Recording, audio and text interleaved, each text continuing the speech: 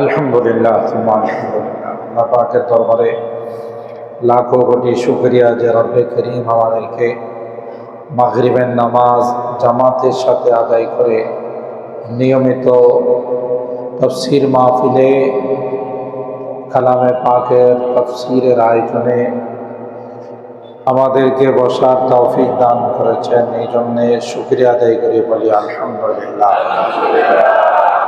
আজ আমরা তিলাওয়াত শুনলাম সূরা আল বাকারার 28 এবং 29 নম্বর আয়াত। এই দুইখানা আয়াতের উপর আমরা আলোচনা শুনবো ইনশাআল্লাহ। আসসালামু আলাইকুম ওয়া রাহমাতুল্লাহি ওয়া বারাকাতুহু। আলহামদুলিল্লাহ আলহামদুলিল্লাহি ওয়া কাফা ওয়া সালামুন আলা ইবাদিহিল্লাযীনা ইসতাফা। أما بعد فقد قال الله تبارك وتعالى في كلامه المجيد وفي فرقانه الحميد. أعوذ بالله الشيطان الرجيم. بسم الله الرحمن الرحيم. كيف تكفرون بالله وكنتم أمواتا فأحياكم ثم يميتكم ثم يحييكم ثم إليه ترجعون.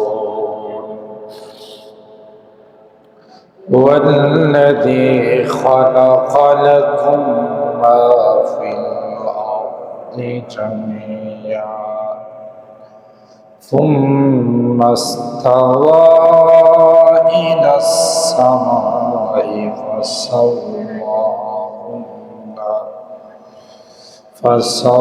فسواهن سبع سماوات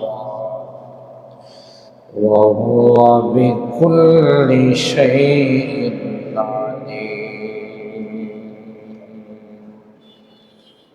بارك الله لنا ولكم في القرآن العظيم ونفعنا وإياكم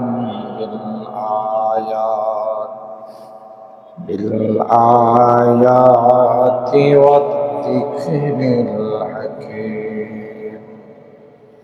صدق الله العظيم وصدق رسوله النبي الكريم ونحن على ذلك لمن الشاهدين والشاكرين والحمد لله رب العالمين. সকলে দুরূদ শরীফ পড়ে আল্লাহুম্মা সাল্লি আলা মুহাম্মাদিন ওয়া আলা আলি মুহাম্মাদ কামা সাল্লাইতা আলা ইব্রাহিম ওয়া আলা আলি ইব্রাহিম ইন্নাকা হামিদুম মাজিদ. আল্লাহুম্মা বারিক আলা মুহাম্মাদিন ওয়া আলা আলি মুহাম্মাদ কামা বারাকতা আলা ইব্রাহিম ওয়া আলা আলি ইব্রাহিম ইন্নাকা হামিদুম মাজিদ.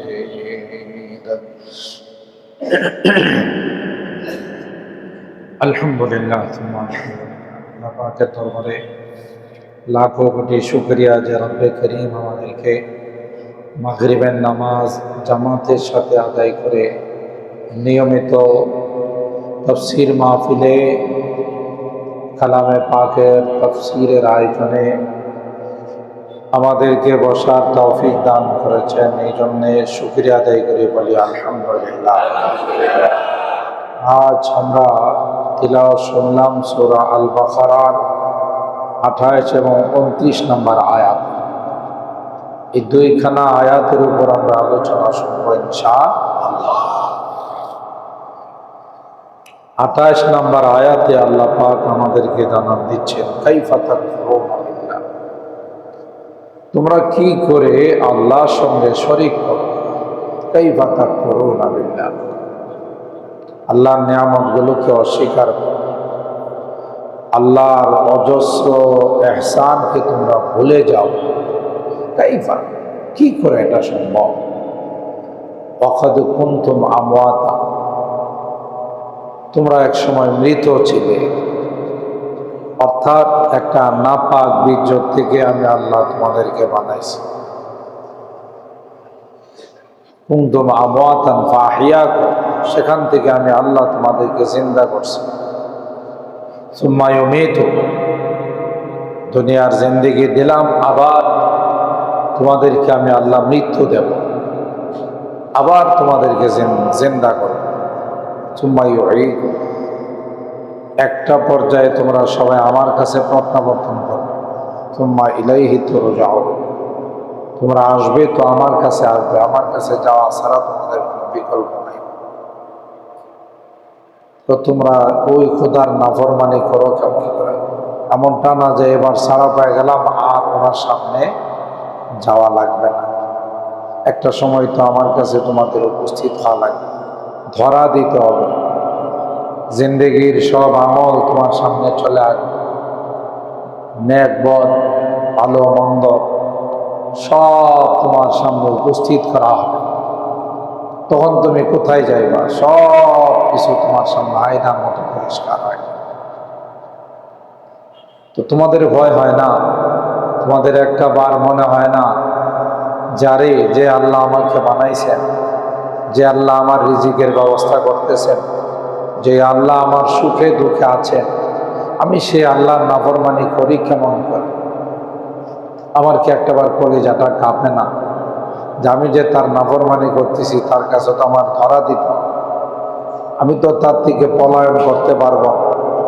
আইনামা তাকুনু ইউদরিকুমুল মাউত, আল্লাহ তাআলা আয়াতে বলেন যে তোমরা যেখানেই থাকো, যে অবস্থাতেই থাকো, ইউদরিকুমুল মাউত, মৃত্যু কিন্তু তোমাদেরকে গ্রাস করবে, মৃত্যুর কাছে তোমাদের ধরা দিতেই হবে। তাইলে তোমরা যে আল্লাহর কাছে তোমাদের হাজিরা দেওয়া লাগবে, উপস্থিত হওয়া লাগবে, সে আল্লাহর সঙ্গে নাফরমানি করো কেমন। আর কত অবদান সে আল্লাহ।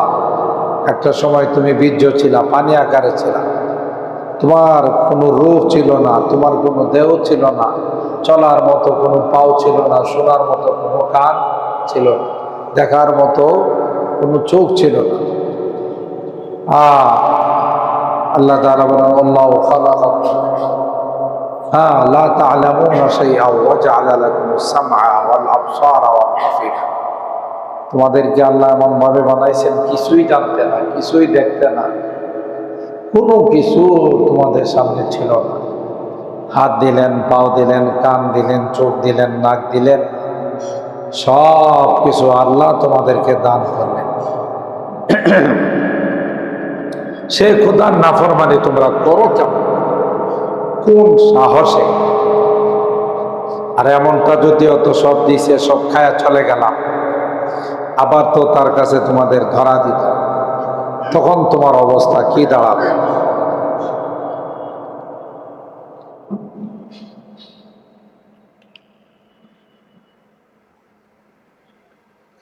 তখন তুমি কি জবাব দেবা তার কাছে, যখন তুমি ধরা দিবা আর সামনে যখন চলে আসবা, তোমার কি উপায় হবে। যদি বলেন বান্দা তুই আমার কি শুকরিয়া আদায় করছস, তোর যে এত দামি দামি জিনিসগুলো দিলাম,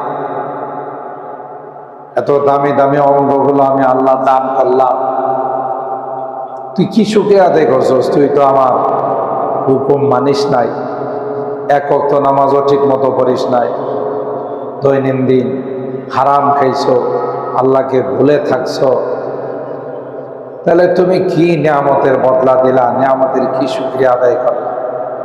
কি জবাব দেব আল্লাহ? এই জন্য আল্লাহ বড় আশ্চর্যের সাথে বলতেছেন, কাইফা তাকফুরুনা বিল্লাহ, আরে তোমরা কি করে মালিকের সঙ্গে নাফরমানি করো, মালিকের হুকুম আকামকে অমান্য করো, মালিকের নিয়ামতকে অস্বীকার করো। তোমরা কি মালিকের নিয়ামত গণনা করে শেষ করতে পারো?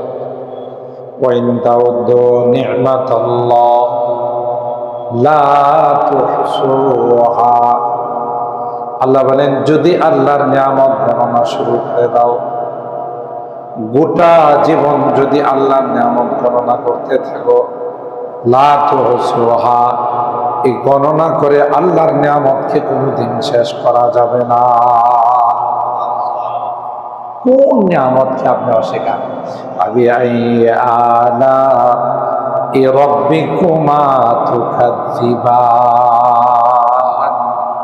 আল্লাহ বলেন, হে মানব আর দানব, বলো দেখি আল্লাহর কোন নিয়ামতটাকে অস্বীকার করতে পারবা? আল্লাহর কোন নিয়ামতটাকে ছোট করে দেখতে পারবা? কোনো অবকাশ নাই। আল্লাহর কোন নিয়ামতকে ছোট করে দেখা অবকাশ নাই। দেখবেন অনেক সময় আঙ্গুলে ব্যথা পাই, আমরা অনেক সময় বলি, আরে এই আঙ্গুলটাতে যদি ব্যথা না পায় আর একটা আঙ্গুলে পাই, তাহলে তো আমার অসুবিধা হতো। এই কথা আপনি বললেন না। কোন গজবটা যে বড় হবে, কোনটা ছোট হবে, এটা আপনি জানেন। আল্লাহ যেখানে আপনাকে শাস্তি দিয়েছেন, যেখানে আপনার উপর মুসিবত আসছে, ওইটা কি আপনি মনে করেন যে অনেক বড় মুসিবত? আর কোনোদিন এই কথা বলতে নাই যে এটার চেয়ে তো ওইটা ভালো ছিল। এটা মনে রেখেন, তাফসীরের কিতাবের মধ্যে আসে, সাইয়্যিদানা হযরত ইউসুফ আলা নবিয়িনা ওয়া আলাইহিস সালাতু ওয়াস সালাম যখন নারীদের ফিতনায় পড়লেন, জুলাইখা ফিতনায় পড়লেন, ইতিহাস আপনাদের জানা আছে। সূরা ইউসুফের মধ্যে আল্লাহ রাব্বুল আলামিন বিস্তারিত আলোচনা করছেন। নারীরা আজিজে মিশর, মিশরের বাদশার স্ত্রী, হযরত ইউসুফকে ডাকতেছেন, তার ডাকে সাড়া দেওয়ার, কুপ্রস্তাবে সাড়া দেওয়ার। বলুন তো দেখি, একজন নবী হয়ে একজন নারীর কুপ্রস্তাবে সাড়া দিতে পারে? কোনোভাবেই সম্ভব না। একটা পর্যায়ে এই বিষয়টা গোটা শহরের মধ্যে জানাজানি হয়ে গেল। শহরের আকাশে বাতাসে অলিতে গুলিতে নিয়ে সমালোচনা। মহিলারা বলাবলি করে একসঙ্গে বসলে, শুনছ এটা কোনো কাজ হইল? বাদশার স্ত্রী, ফার্স্ট লেডি, রানী, একটা চাকর, একটা গোলাম তার ঘরে থাকে, এর প্রতি দুর্বল হয়ে গেছে, আসক্ত হয়ে গেছে। এটা কি কাজটা ঠিক হলো? এটা তো কোনোভাবেই বিবেকে সায় দেয় না, সমর্থন করে না। এমন কাজ কি করে করল? আজিজে মিশর জুলাইখা চিন্তা করলেন, এদেরকে মুখে মুখে বলে লাভ নাই, বাস্তবতার নিরিখে তাদেরকে আমি জবাব দেব। তো সবাইকে কোরআনের আয়াত দাওয়াত দিছেন বাদশার দরবারে, যে আমার বাসায় একদিন 4 দাওয়াত। আর রাষ্ট্রীয় দাওয়াত পাইছে, মনে করেন হুশ আছে যে আরে বাবা রে বাবা, রাষ্ট্রীয় অতিথি ভবন থেকে, গণভবন থেকে, নগর ভবন থেকে আমার জন্য দাওয়াত আসছে। সব নারীরা যারা দাওয়াত পাইছে আয়সা জমা হচ্ছে হলো, যে বাদশার পক্ষ থেকে দাওয়াত আসছে। পরে জুলাইখা সবার হাতে একটা আপেল আর একটা ধারালো ছুরি দিছে, চাকু হাতে দিছি বলতে তাদের সামনে প্লেটের মধ্যে রাখছে একটা আপেল আর একটা চাকু, আর বলছে যে সরি আপনারা কেউ এখনই এটার মধ্যে হাত দিবেন না, যে আপেল আর চাকু দেওয়া আছে আপনাদেরকে যখন আমি অর্ডার করব তখন আপনারা নিজে হাতে কাইটা খাবেন, যার যার হাতে কাইটা খাওয়াটাই বেটার, কিন্তু এর আগে কেউ কিন্তু এটাতে হাত দিবেন। ঠিক আছে, সমস্যা। হযরত ইউসুফ আলাইহিস সালামকে পর্দার ভিতর থেকে ডাইকা নিয়ে আসছে, ইউসুফ তুমি আসো, এখানে সব নারীরা জমা হয়েছে মিশর থেকে মেহমান হিসাবে, তাদের সামনে একটু আসো, তাদের সাথে একটু কথাবার্তা বলো। সেইদিনা হযরত ইউসুফ আলাইহিস সালাম মনিবের কথা শুনে তিনি আসলেন, আয়সা একটা চেয়ারে বসলেন। বসার পরে মিশরের নারীরা তার সৌন্দর্যের দিকে তাকায়া, তার লাবণ্যতার দিকে তাকায়া এমন অবস্থা তাদের হয়ে গেছে যে এরা এখন কি মাটিতে আছে না আসমান আছে বুঝতে পারে। সুবহানাল্লাহ। আর ওই সময়ে জুলাইখা বললেন যে দেখেন, আমি আপনাদের জন্য তেমন কোনো আপ্যায়নের ব্যবস্থা করতে পারি নাই, ক্ষুদ্র একটু আপ্যায়ন আমার পক্ষ থেকে, সামান্য একটু আপ্যায়ন, আপনাদের সামনে একটা আপেল আর একটা চাকু দেওয়া আছে, অনেক কিছু না করলেই চাকু দিয়ে আপেলটা কাইটা খা। এখন মিশরের নারীরা এই চাকু দিয়া যখন আপেল কাটতে গেছে হাতের মধ্যে নিয়া একাধারে আঙ্গুল কাটতেছে, আপেল কাটা শেষ আঙ্গুল কাটতেছে, তাদের ক্ষমতা নাই। সুবহানাল্লাহ। তাকাই রয়েছে কার দিকে?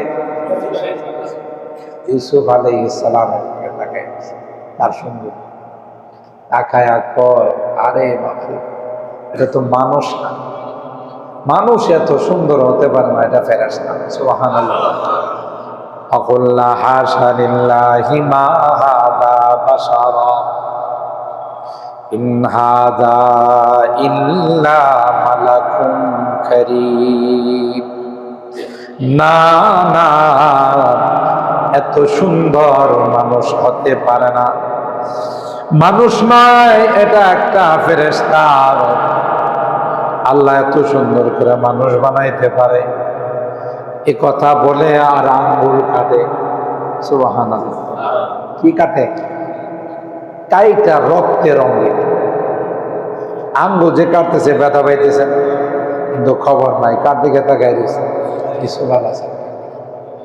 জুলাইখা এই দৃশ্য দেখে হায় হা, একদিন দেখা সামান্য তা আঙ্গুল কাটা, আর আমার ঘরের মধ্যে 24 ঘন্টা থাকে, আমারে তোমরা দোষারোপ করো, তাই না? 5 মিনিটের জন্য পারো না আঙ্গুল কাইটা বালাইছো, আর যদি সবসময় থাকতো তো কলিজা কাইটা বালাইতা। এখন মিশরের নারীরা কয়, না না, আসলে তো তাই, আসলে তাই। যে নারীর ঘরে 24 ঘন্টা এমন যুবক থাকে, আমরা মাত্র অল্প সময়ের জন্য দেখছি, তাও আউট অফ দ্য কন্ট্রোল, আমরা কন্ট্রোল হারাই ফেলাইছি। আর যার ঘরে 24 ঘন্টা আছে তার অবস্থাটা কি হওয়া দরকার?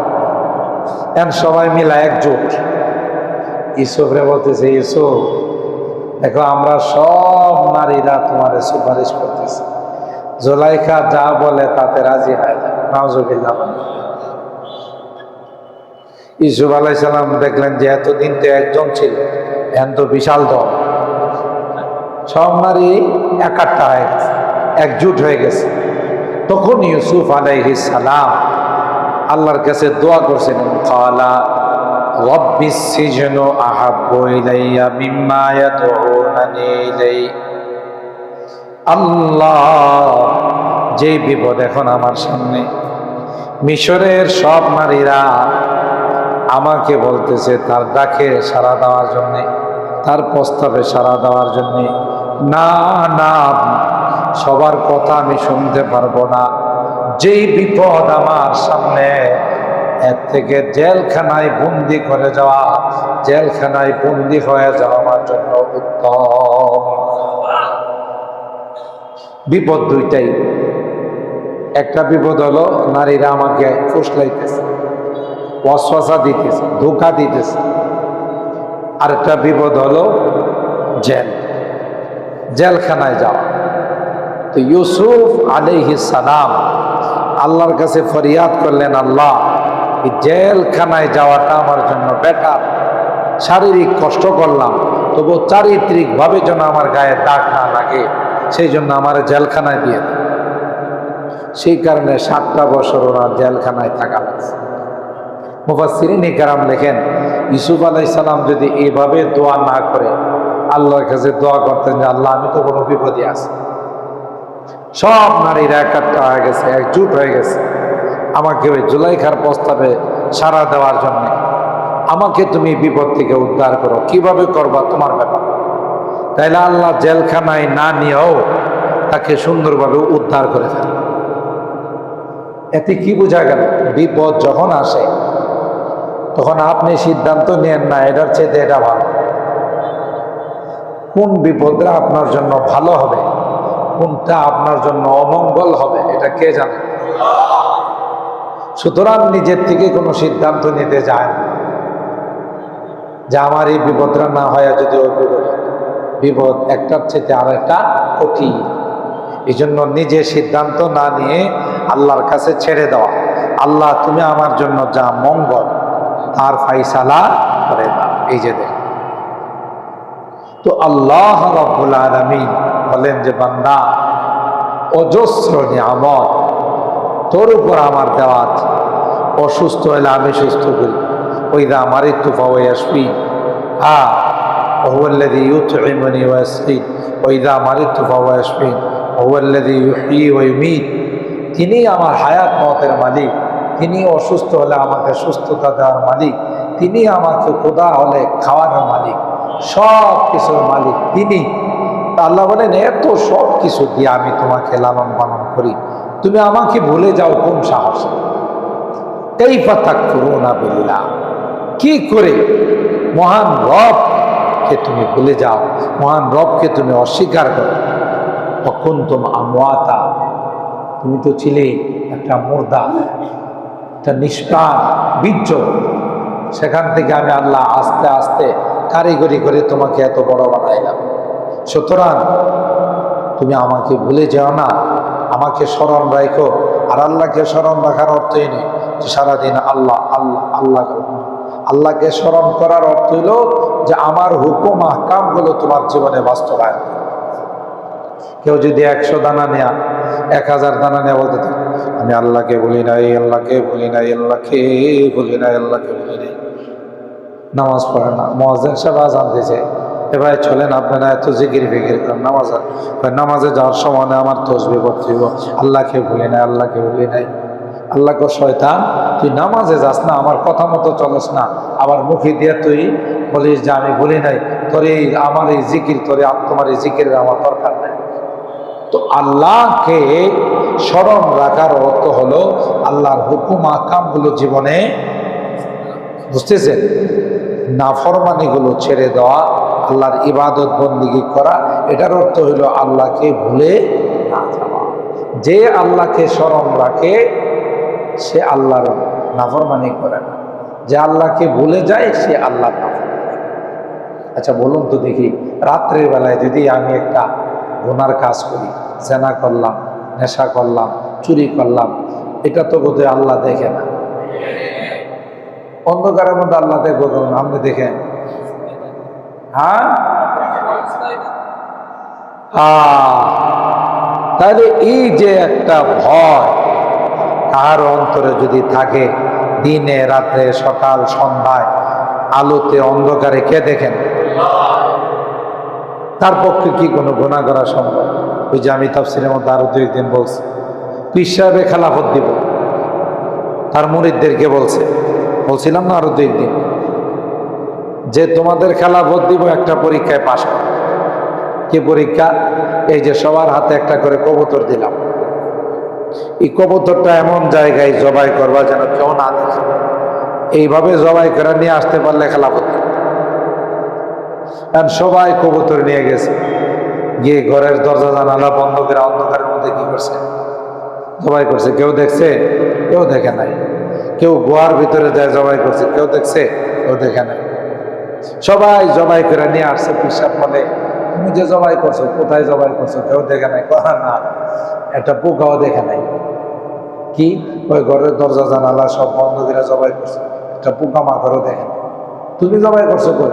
ও গোয়ার ভিতরে যায়, শোরুম পথে যা, বাংকারে যায় কি করছি, জবাই করছি, কেউ দেখে নাই।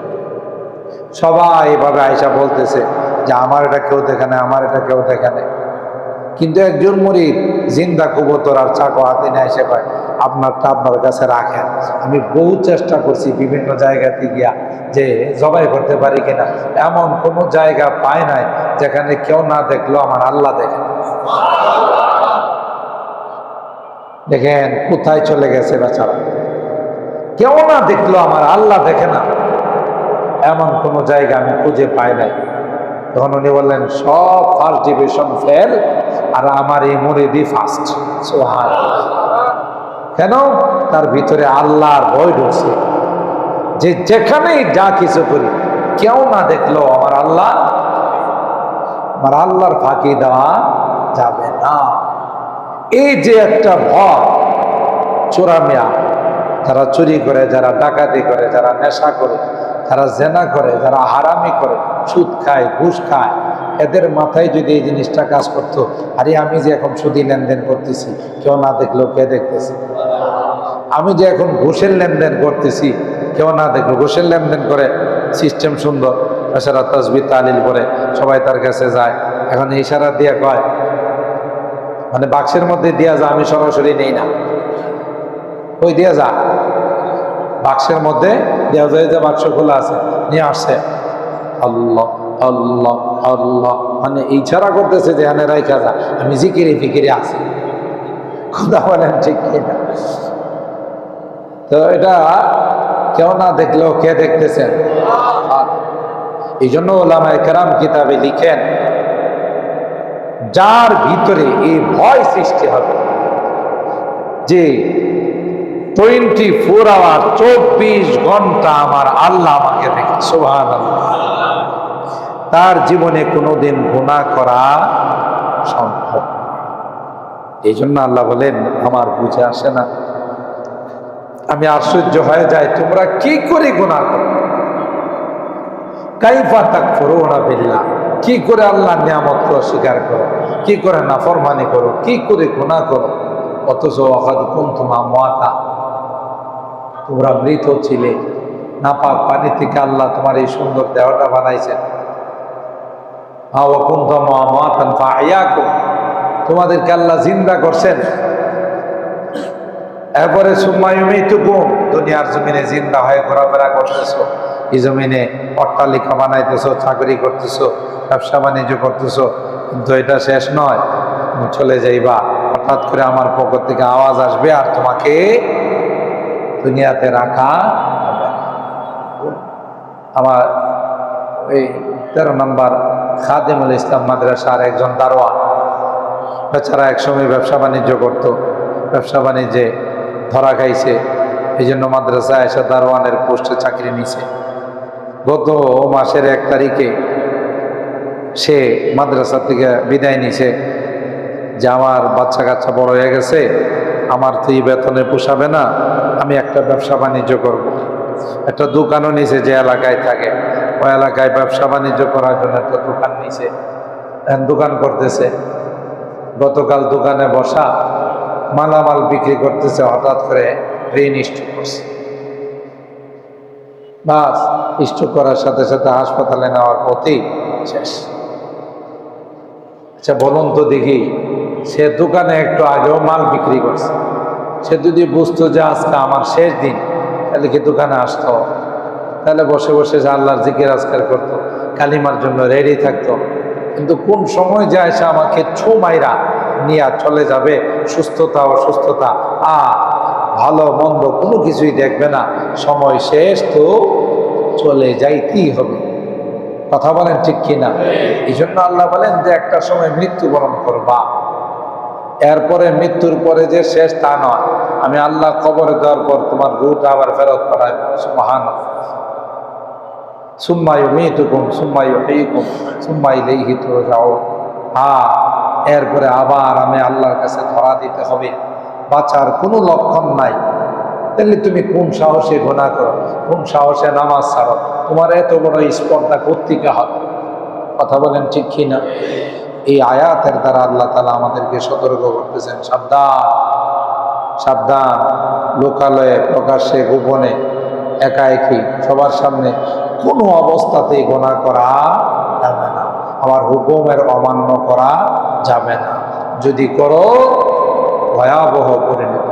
এই 28 নম্বর আয়াতে আল্লাহ তাআলা আমাদের বলেন, কারণ আমার কাছে ধরা দিত তখন বাঁচার কোনো উপায় নাই।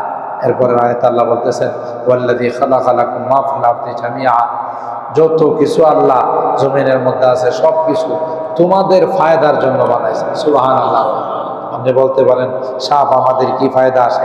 আরে সাপের বিষগুলো জমা করে রাখে, এই বিষগুলো মাঝে মধ্যে মানুষের মানব দেহের এত কাজে আসে যে সাপের বিষের দ্বারা ওষুধ বানায়, সাপের বিষের দ্বারা অ্যান্টিবায়োটিক বানায়, যে কারণে মানুষের দেহে অনেক কাজে আসে। তাইলে আল্লাহ যেহেতু বলছেন জমিনে যা কিছু আছে সব কিছু তোমাদের ফায়দার জন্য, বিশ্বাস করতে হবে কোনো না কোনোভাবে সব কিছু আমাদের উপকারের জন্য আল্লাহ বানিয়েছে।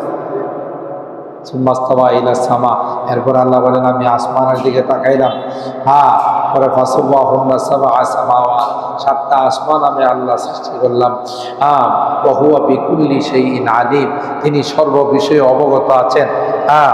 ইজমালান হোক, তাফসিলান হোক, বিস্তারিত হোক অথবা একত্রিত হোক, সব কিছু জানেন। বিধায় তোমাকেও একদিন মারবেন, তারপরে জিন্দা করবেন, হিসাব নিকাশের সম্মুখীন করবেন, তুমি এটা ভুলে যেও না। আল্লাহ আমাদের সকলকে তৌফিক দান করুন।